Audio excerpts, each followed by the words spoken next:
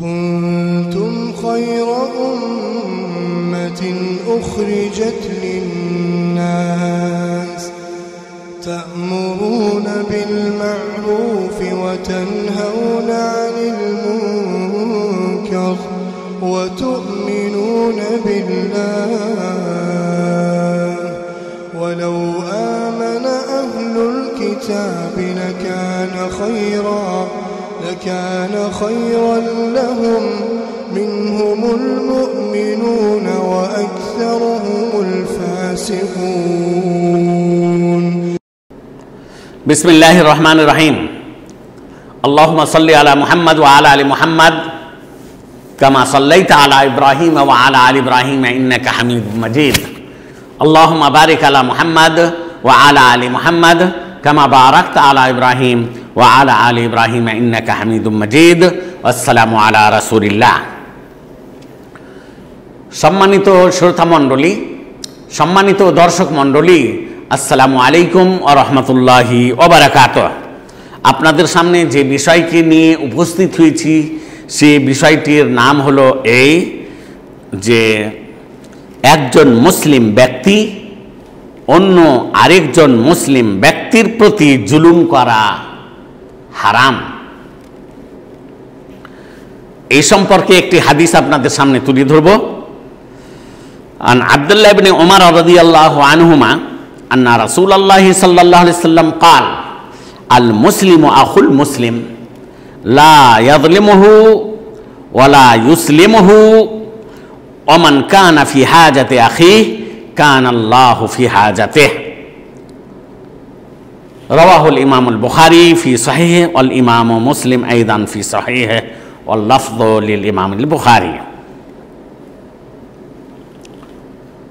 সম্মানিত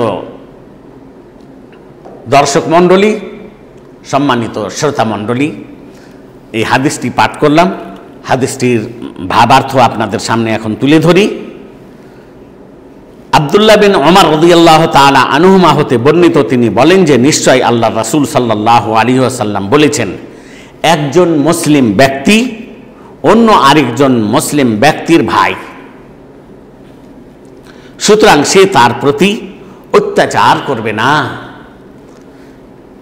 এবং তাকে কোনো অত্যাচারীর হাতে ছেড়েও দিবে না, এবং যে ব্যক্তি তার ভাইয়ের অভাব মিটাবে সেই ব্যক্তির অভাব আল্লাহ মিটাবেন। এই হাদিসটি ইমাম বুখারী রহমাতুল্লাহ আলাইহি নিজ সহিহ গ্রন্থে উল্লেখ করেছেন। হাদিস নম্বর দেখতে পারেন 6951, এবং এই হাদিসটি ইমাম মুসলিম রহমাতুল্লাহ আলাইহি নিজ সহিহ গ্রন্থেও উল্লেখ করেছেন।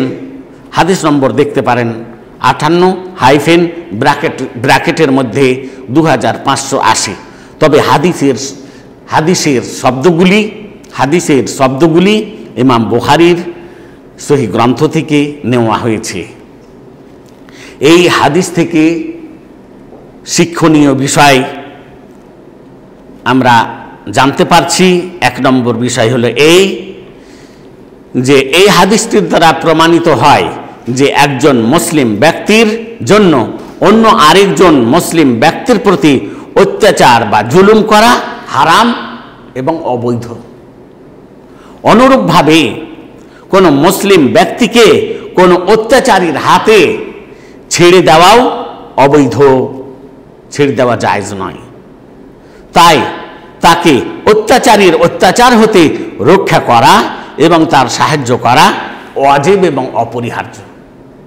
আমি নিজে কোনো ব্যক্তির প্রতি জুলুম করব না, কিন্তু আমি দেখছি যে এক ব্যক্তি অন্য একটি দুর্বল লোকের প্রতি জুলুম করছে, আর আমার এখানে ক্ষমতা আছে যে আমি তাকে জুলুম করা হতে বিরত রাখতে পারবো, তাকে বাধা দিতে পারবো।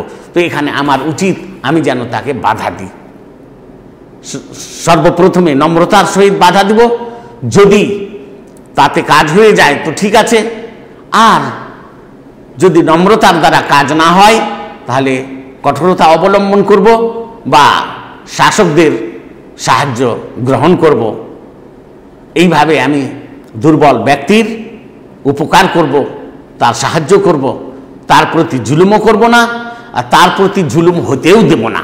এই কথাটি যেন আমরা সমাজে সবাই মনে রাখি। তাই সাধ্যানুযায়ী মানুষের সহযোগিতা করার প্রতি এই হাদিসটি উৎসাহ প্রদান করে। সুতরাং কোনো ব্যক্তি ক্ষতিগ্রস্ত হওয়ার আশঙ্কায় পড়লে তার প্রয়োজন পূরণ করে তাকে ক্ষতিগ্রস্ত হওয়া থেকে রক্ষা করা মুসলিমগণের প্রতি ওয়াজিব বা অপরিহার্য।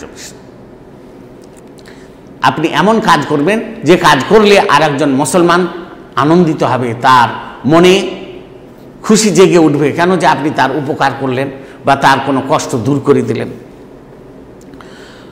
তাই আমরা মুসলমান ব্যক্তির অন্তরে যাতে খুশি স্থাপিত হয়, সে যাতে আনন্দিত হয়, সেই কাজটি আমরা করার চেষ্টা করব এবং তাদেরকে দুঃখ বা কষ্ট দেওয়ার কাজটিকে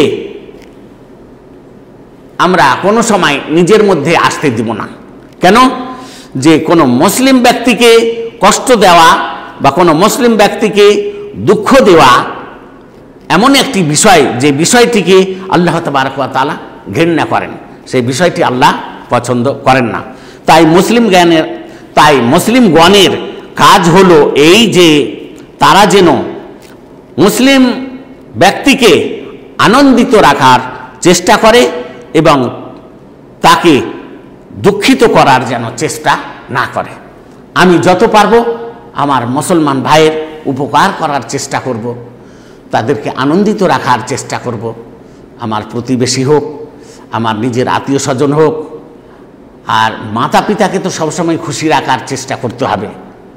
তবে মাতা পিতার উচিত যে তারা যেন সহযোগিতা করে, সন্তানদের খেয়াল রাখতে পারে যে তারা যেন মাতা পিতার সবসময় বাধ্য হয়ে থাকে, তাদের উপরে যেন বড় বোঝা না চাপিয়ে দেয় কেউ। সম্মানিত ভাইরা আমার, সম্মানিতা বোনেরা আমার, এখান থেকে আমি শেষ করলাম। আল্লাহ তাবারক ওয়া তাআলা যেন আমাদেরকে দুনিয়াতে এবং পরকালে সুখময় জীবন দান করেন। আসসালামু আলাইকুম ওয়া রাহমাতুল্লাহি ওয়া বারাকাতুহু।